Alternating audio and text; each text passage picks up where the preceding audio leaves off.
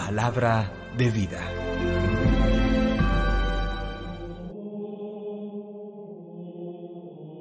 De la profecía de Ezequiel, capítulo 2, versículos 2 al 5. En aquellos días el Espíritu entró en mí, me puso en pie, oí que me decía: Hijo de Adán, yo te envío a los israelitas, a un pueblo rebelde que se ha rebelado contra mí. Sus padres y ellos me han ofendido hasta el presente día. También los hijos son testarudos y obstinados. A ellos te envío para que les digas: esto dice el Señor. Ellos te hagan caso o no te hagan caso, pues son un pueblo rebelde. Sabrán que hubo un profeta en medio de ellos. Palabra de Dios. Te alabamos, Señor. Salmo 123. Nuestros ojos están en el Señor, esperando su misericordia. A ti levanto mis ojos, a ti que habitas en el cielo. Como están los ojos de los esclavos fijos en las manos de sus señores. Nuestros ojos están en el Señor, esperando su misericordia. Como están los ojos de la esclava fijos en las manos de su señora, así están nuestros ojos en el Señor, Dios nuestro, esperando su misericordia.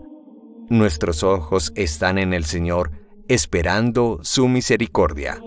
Misericordia, Señor, misericordia, que estamos saciados de desprecios.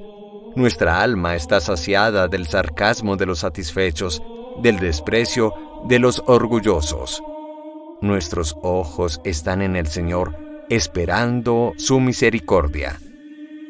De la segunda carta del apóstol San Pablo a los Corintios, capítulo 12, versículos 7b al 10. Hermanos, para que no tenga soberbia me han metido una espina en la carne. Un ángel de Satanás me apalea, para que no sea soberbio. 3 veces he pedido al Señor verme libre de él, y me ha respondido: te basta mi gracia. La fuerza se realiza en la debilidad. Por eso, muy a gusto presumo de mis debilidades, porque así residirá en mí la fuerza de Cristo. Por eso vivo contento en medio de mis debilidades, de los insultos, las privaciones, las persecuciones y las dificultades sufridas por Cristo. Porque cuando soy débil, entonces soy fuerte. Palabra de Dios. Te alabamos, Señor. Del Santo Evangelio según San Marcos, capítulo 6, versículos 1 al 6. En aquel tiempo fue Jesús a su pueblo en compañía de sus discípulos. Cuando llegó el sábado, empezó a enseñar en la sinagoga. La multitud que lo oía se preguntaba asombrada: ¿de dónde saca todo eso?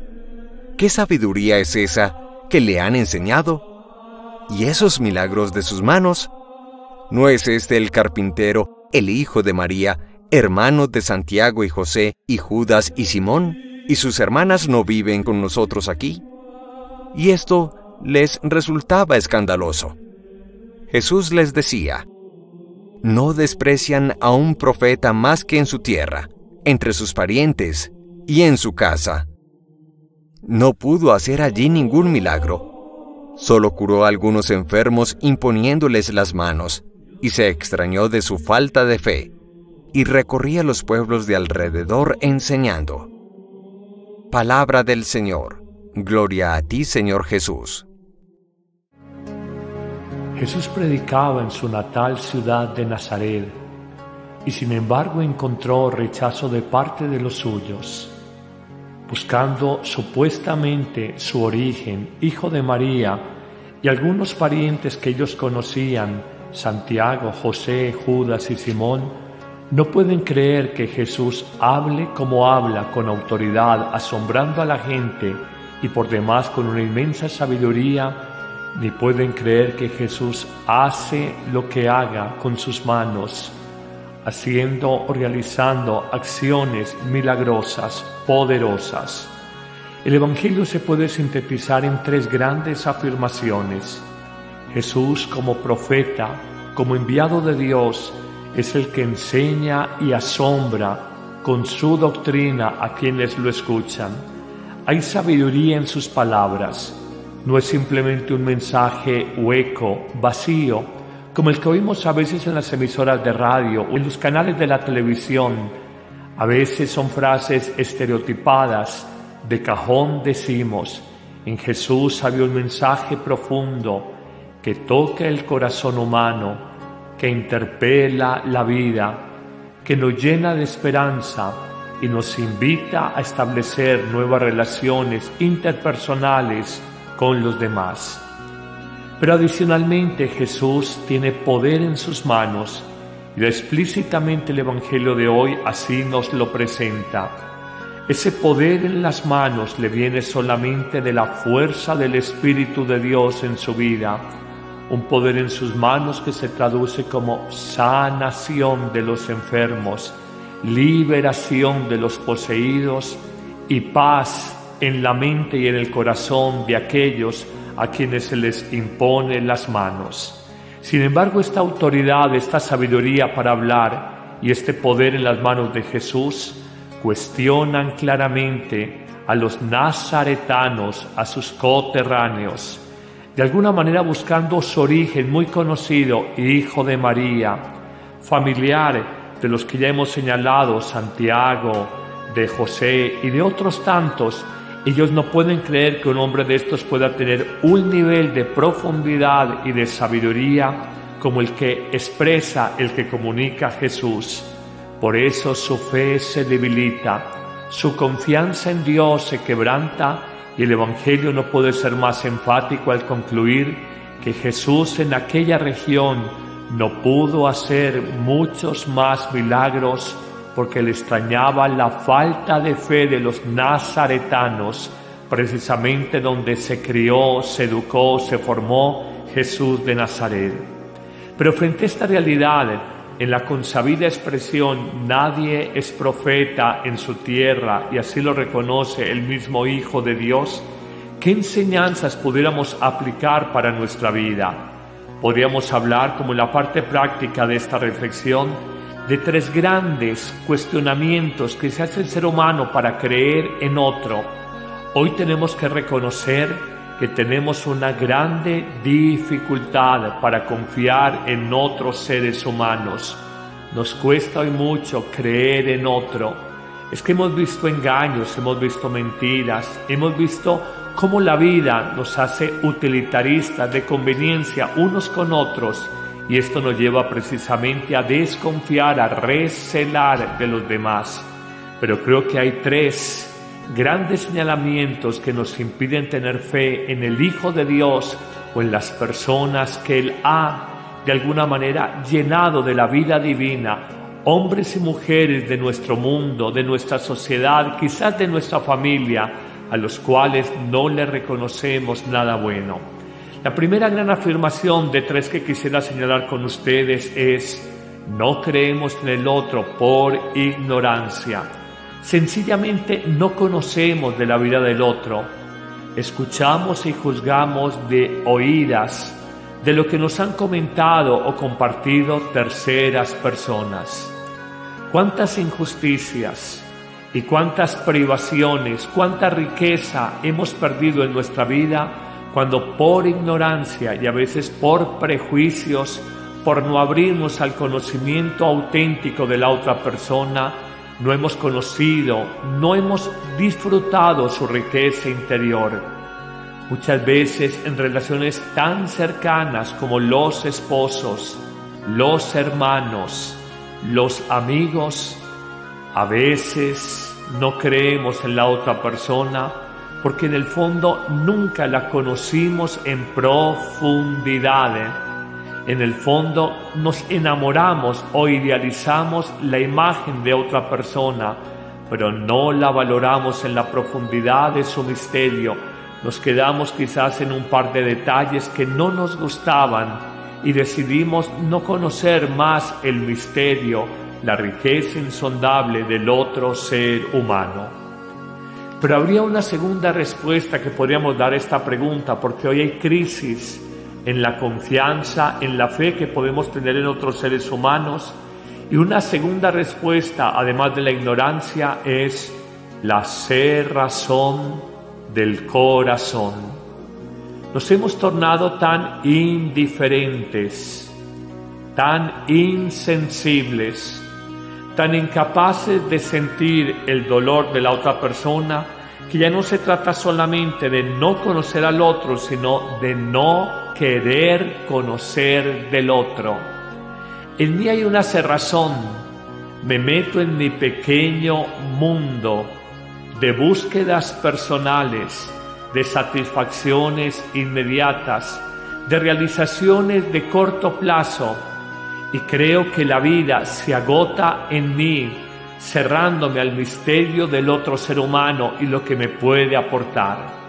Hoy en la vida de pareja sí que se puede predicar esa cerrazón, ese encerramiento interior, ese encerramiento dentro de nosotros mismos, mi mundo alrededor de mi televisor, mi computador, mi celular, mis libros, mis pequeños problemas personales, y vivimos en una casa como verdaderos extraños. La gran verdad del hombre es esa. Vivimos como extraños pensando que la vida empieza en mí y se agota en mí. Cerrado el corazón, insensible el corazón, indiferente el corazón ante las alegrías, las búsquedas, los sueños del otro, de mi prójimo, el próximo, el que está más cerca a mí. Pienso que la vida se agotó ahí y soy incapaz de reconocer el valor que tiene ese ser humano en Jesús, reconocerlo como profeta, en cualquiera de nosotros reconocerlo en su dignidad de hombre, de mujer, en su valía como profesional, en su nobleza de alma. Finalmente, frente a esta pregunta, ¿por qué hoy nos cuesta tanto creer en el otro? Además de 1, por ignorancia no lo conocemos. 2, por cerrazón de corazón no lo queremos conocer. 3, hay que señalar que muchas veces por envidia no aceptamos lo que conocemos de la otra persona, su capacidad, sus talentos, los dones que Dios ha puesto en su vida. Emulamos, rivalizamos, competimos, experimentamos celos de la otra persona. Pensemos en que no reconocemos el valor de otro ser humano porque ella, tu esposa, gana más dinero en la oficina de lo que ganas tú, y sientes recelo, molestia, una espina porque tu esposa económicamente gana más. Tú no aceptas a tu hermano porque él ha sido exitoso en los negocios y tú sientes envidia, celos. No aceptas lo que conoces de tu hermano, el que es exitoso en sus negocios.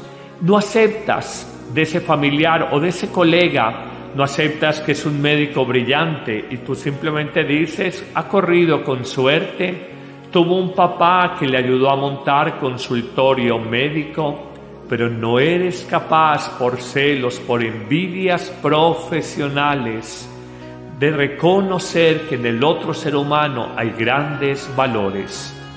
Eso hace que nosotros ni reconozcamos a Jesús como profeta, ignoramos sobre Él, cerramos el corazón metidos en nuestro propio mundo, o peor aún, en el caso de los fariseos, la pura y maldita envidia, porque en el fondo a Jesús lo mataron por envidia. Abel fue asesinado por su hermano Caín por envidia.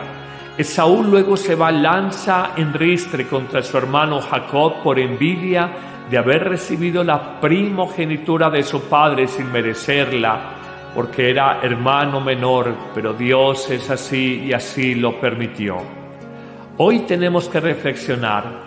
No solamente hablamos del profeta en el caso de Cristo, o de los grandes profetas del Antiguo Testamento, hablemos del hombre. No reconocemos el valor de un sacerdote, el valor de un médico, el valor de una mujer madre cabeza de familia. porque simplemente desconocemos y hablamos de lo que no sabemos, ignorancia, porque sencillamente cerramos nuestro corazón en nuestro pequeño mundo de insensibilidad e indiferencia, o peor aún, porque hay recelos y envidia en nuestra alma y nos duele y no aceptamos conocer los talentos y capacidades de aquella persona que quizás confronta mi mediocridad, mi poco peso académico, mi poco peso profesional. Señor Jesús, lo afirmaste hace 2000 años, qué difícil es ser profeta entre los familiares, entre los cercanos, en la propia tierra. Durante 20 siglos esta máxima evangélica se ha cumplido y hoy reconocemos que nos hemos privado de grandes riquezas en amigos, en hermanos, en cónyuges, en sacerdotes, en profesionales, simplemente porque no somos capaces de reconocer su dignidad y su grandeza. Danos, Señor, la gracia de salir de nuestra ignorancia, de no cerrar nuestro corazón y de no envidiar a quien reconocemos con talentos y carismas. Amén. Que el Señor te bendiga abundantemente en este día, en el nombre del Padre, y del Hijo, y del Espíritu Santo. Amén. En julio, cuando iniciamos el segundo semestre del año, te invitamos a compartir con nosotros la nueva temporada Recupera el sentido de vida. La situación social, económica y sanitaria del mundo han disparado los índices de emociones negativas, ansiedad, estrés, miedo, desesperanza, impotencia, rabia. Redescubre el sentido de tu existencia y vive con mayor sentido de pertenencia, con propósitos más claros, con un horizonte más trascendente. Construye una nueva historia que narre las metas alcanzadas que has hecho, más allá del dolor y el fracaso.